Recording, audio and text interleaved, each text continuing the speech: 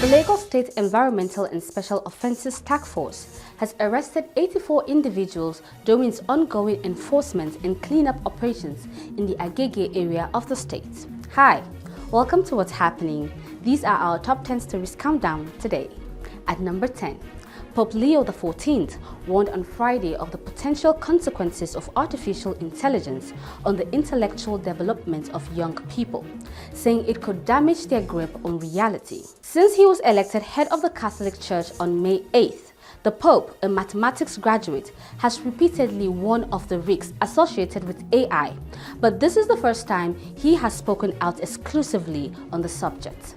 At number 9, Tottenham Hotspur have been fined €75,000 by the Football Association for crowd control breaches during their Premier League fixture against Manchester United on Sunday, September 29, 2024.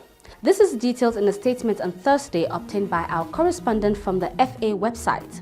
The North London club admitted both breaches of FA Rule E21 and initially faced a sanction of €150,000, an action plan and a formal warning imposed by an independent regulatory commission. At number 8, the Court of Appeal Lagos Division has overturned a 2013 judgment of the Federal High Court which allowed Guaranty Trust Bank PLC to foreclose on a £30 billion 44-room mansion in Ikoyi, Lagos, belonging to Alhaji Abiola, son of the late business mogul and politician Chief MKO Abiola. In his lead judgment, Justice Bassi ruled that the mortgage instrument relied on by the bank was fundamentally flawed and incapable of conferring any rights of the foreclosure.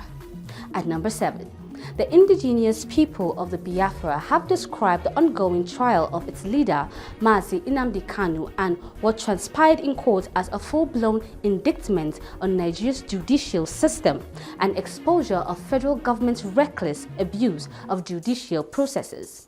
In a statement released on Friday, the spokesman for the pro-Biafran group, Ima Powerful, said what transpired at the Federal High Court in Abuja on Thursday exposed the federal government's last-gasp effort to blame Kanu for the 2020 NSAS protest. At number 6, following a consistent attack between farmers and herders in the country, Fulani leaders from across the 13 local government areas of Nasarawa State have called on their kinsmen, who are cattle breeders and pastoralists, to live in peace and harmony among other residents in the state and Nigerians in general. At number 5, the Kano State Agro-Pastoral Development Project has commenced the training of 1,000 youth in Kano on rice straw utilization, primarily for livestock feed.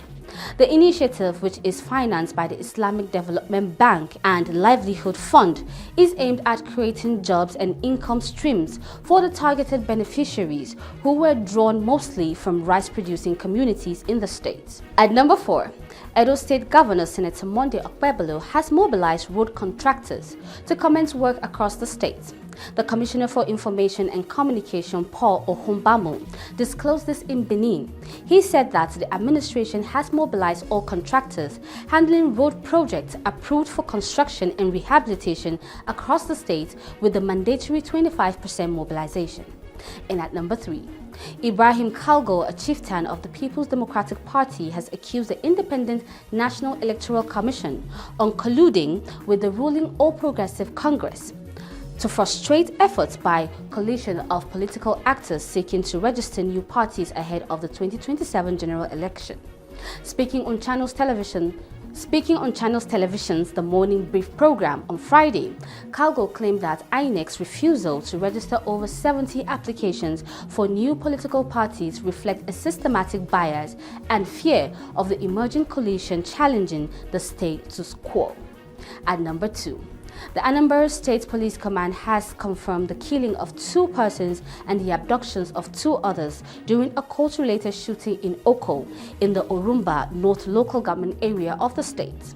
In a statement on Friday, the public relations officer of the command, Tochukwu Ikenga, said that 2 other persons, including a female, were rescued from the scene of the shooting and are currently receiving treatment in a hospital. And at number 1, The Lagos State Environmental and Special Offences Task Force has arrested 84 individuals during its ongoing enforcement and cleanup operations in the Agege area of the state. This was disclosed by the Senior Special Assistant on New Media to the Lagos State Governor Jibril Gawat in a post on his official social media handle. A statement issued after the operation read, Lagos State Environmental Task Force on Friday, June 20, 2025, embarked on its ongoing cleanup enforcement operation in the Agege area. That's all for today. See you next time on What's Happening.